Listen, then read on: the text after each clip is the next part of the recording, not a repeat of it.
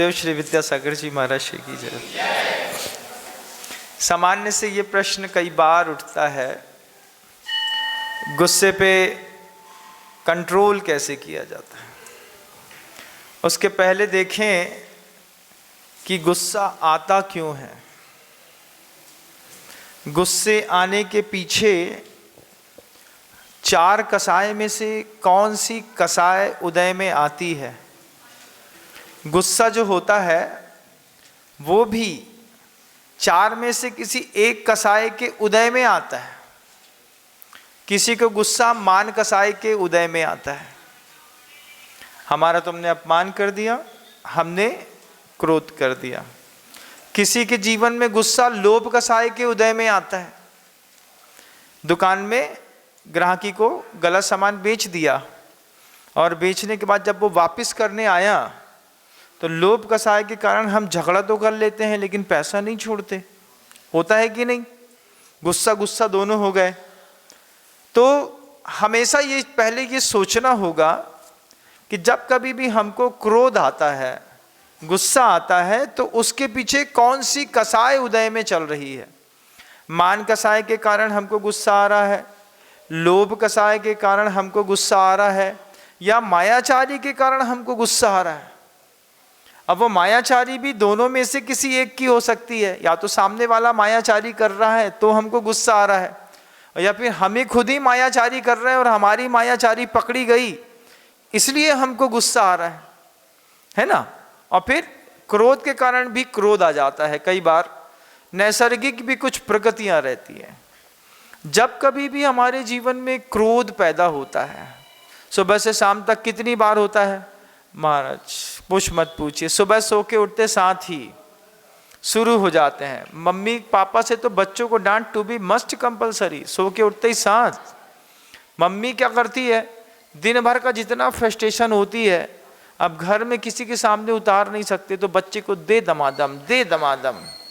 उसके बाद बच्चा रोता है तो घर वाले समझ जाते हैं ये गुस्सा इनके कारण नहीं हो रहे हैं, तुमने कछु नहीं करो बेटा, हम लोगों से गलती हो गई है, मम्मी क्रोध निकाल रही। ऐसा होता है कि नहीं होता है। सबसे पहले एक स्वस्थ चिंतन, किस कारण से क्रोध आ रहा है। क्रोध क्रोध के कारण से नहीं आ रहा है। क्रोध या तो मान के कारण से आ रहा है, या माया के कारण से आ रहा है, या लोभ के कारण से आ रहा है। एक बार अगर चिंतन करें तो अपने आप समझ में आता है कि मेरी कसाय मान के कारण पैदा होती है। सबसे ज्यादा क्रोध मान के कारण आता है। चोरी कर लो कोई दिक्कत नहीं है, पकड़ जाए तो मान की हानि होती है, फिर हम कैसे तमतमा जाते हैं।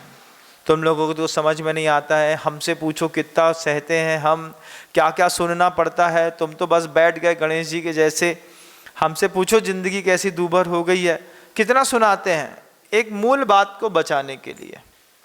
फिर दूसरी बात, गुरुदेव हमेशा कहते थे जैसे संयोग के मिलने पर तीसरी वस्तु पैदा हो जाती है, उस तीसरी वस्तु के विकास को कोई रोक नहीं सकता। अपेक्षा उपेक्षा दो ऐसी चीज हैं, इसके बीच में क्रोध पनपता है। बच्चे ने पापा से अपेक्षा करी कि आज हमारी शर्ट खराब हो गई, आप एक नई दिला देंगे, अपेक्षा करी। महिला ने अपेक्षा करी पति से, किस बात की, हमको बाहर जाना है, आज शाम को तुम साड़ी लेकर के ही आओगे। अपेक्षा की उपेक्षा जैसे हो जाए। शाम को श्रीमान जी घर में आए और घर में आते साथ ही वो ये बोल दें, अरे हम तो भूल ही गए। अब कितना एक्सपेक्टेशंस था, सुबह 10:15 बजे बोली थी कोई बात, एक ही काम तो बोला था तुमसे, उसके बाद भी तुम्हें याद तो होगा।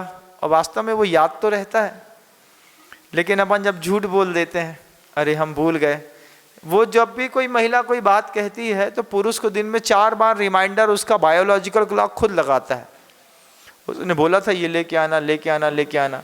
फिर अपन अपने अपने कामों में व्यस्त रहते हैं लोभ कसाय के कारण। एक इधर भी लोभ था, इधर भी लोभ था। शाम को आकर के थोड़ा सा झूठ का सहारा लो और क्रोध का ब्लास्ट हो जाता है। ऐसा ही जीवन में होता है, जहाँ तक मेरा निजी अनुभव कहता है। आगम ऐसा नहीं कहता, लेकिन मेरा निजी अनुभव तो ऐसे ही कहता है कि एक जगह अपेक्षा रहती है और एक जगह से उपेक्षा होती है तो क्रोध पैदा होता है। उस क्रोध में तीनों कसाय में से कोई एक कसाय है। क्रोध कसाय के कारण क्रोध कसाय नहीं होती, लोभ के कारण क्रोध कसाय होती है, मान का सहारा लेकर के क्रोध कसाय होती है, मायाचारी का सहारा लेकर के क्रोध कसाय होती है।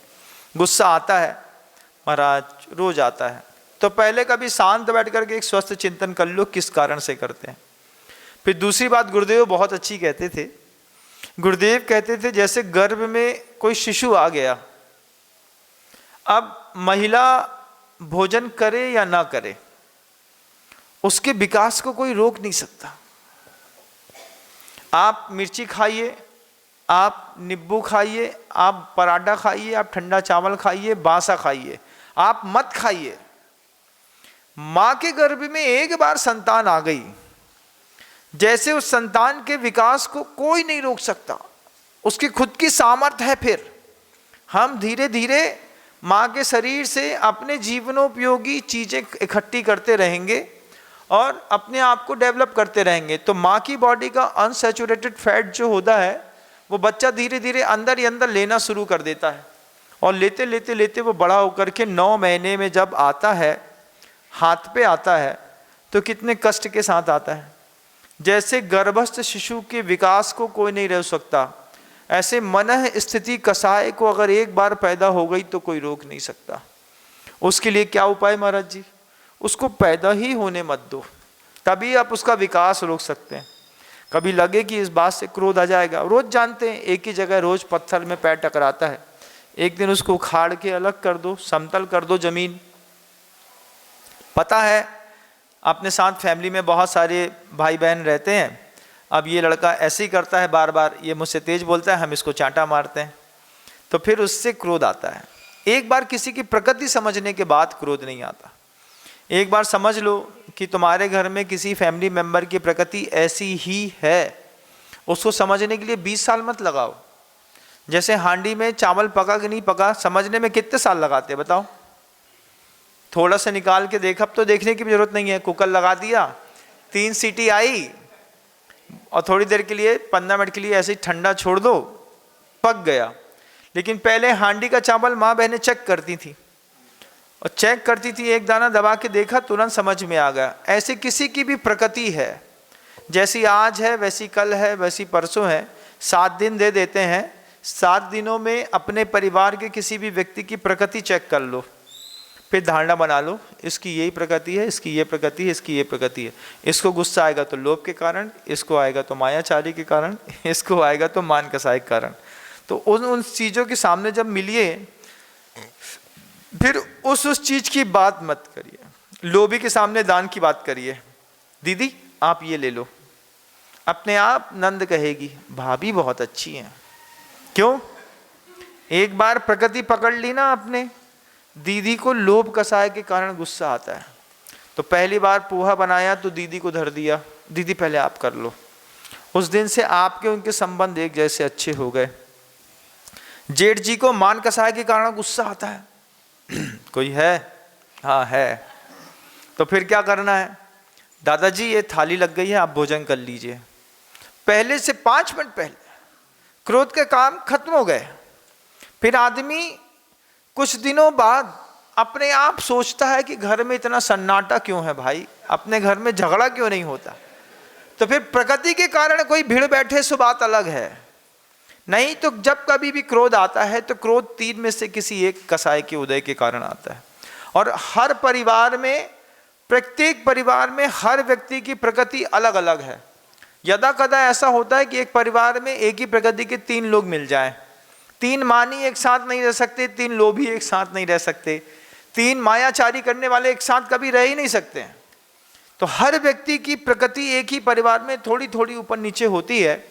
फिर आपकी प्रकृति से किसी की प्रकृति टकरा गई, हमारे मन के अंदर भी लोभ था, इसके मन के अंदर भी लोभ था, तो बीच में तो क्रोध पैदा होना ही है। तो ये तरीके हैं एक साइकोलॉजिकल। पहले हम अपने आने वाले क्रोध का अन्वेषण कर लें।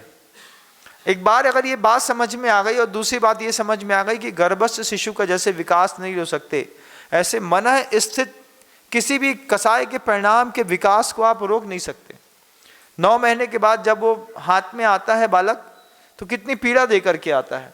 ऐसे ही जब वो क्रोध निकलता है तो फिर पहले खुद को पीड़ा होती है, फिर बाद में सामने वाले को भी पीड़ा होती है।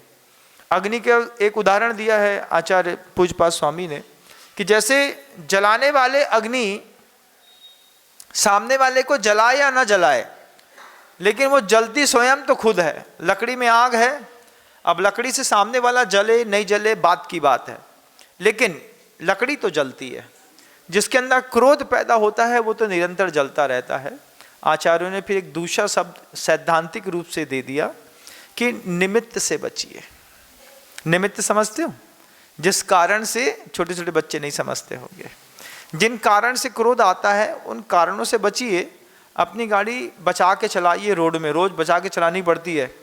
मोबाइल चलाते हैं ना, बाइक, तो जैसे रोड में बचा करके गाड़ी चलाते हैं, कभी ब्रेक मारना पड़ता है, कभी एक्सीलेटर धीमा करना पड़ता है, कभी तेज करना पड़ता है। ऐसे ही जुबान का भी एक्सीलेटर कभी धीमा करना पड़ता है, कभी तेज करना पड़ता है, कभी उसको रोकना पड़ता है। मात्र एक ही ऐसा कारण है जिससे अपन क्रोध से बच सकते हैं।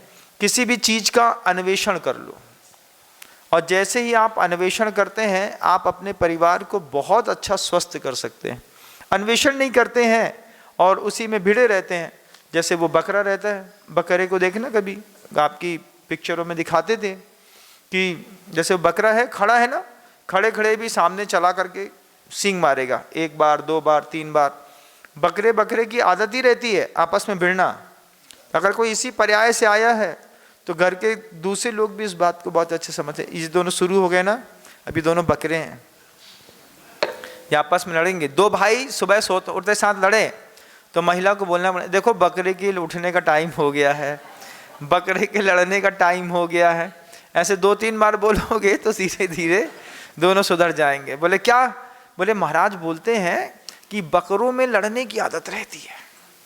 ऐसे घर के अंदर मान लो 2 भाई हैं, अब वो दोनों भाई रोज सुबह सुबह, शाम शाम, दोपहर में खाना खाने के पीछे माँ और बहू को देखना पड़ता है, भैया तुम अंदर से बैठ के खाओ, तुम बाहर से बैठ के खाओ। अगर ऐसी व्यवस्था भी बनानी पड़ती है तो हंसी मजाक में कभी मेरा उदाहरण सुना देना, धीरे से चेतना जग जाएगी तो क्रोध कम हो जाएगा। और उसकी भी ताकत है। जैसे पंखा चलता है तो 1 नंबर, 2 नंबर, 3 नंबर, 4 नंबर। अब कौन से नंबर का क्रोध आया है? अनंतानुबंधी वाला आया है, प्रत्याख्यान वाला आया है, अप्रत्याख्यान वाला आया है, संचलन वाला आया है, ये भी देखने लायक है। कितना धीमा चले, 4 कसाय है, हम उसको खत्म नहीं कर पाएंगे, ये बात यथार्थ सत्य है। साधु भी खत्म नहीं कर पाया तो आप कैसे खत्म कर पाएंगे? बस उसका रुख बदलिए, उसकी ताकत कम करिए और उसके साथ जीने का प्रयास करिए। अच्छा प्रश्न है छोटी सी बच्ची का।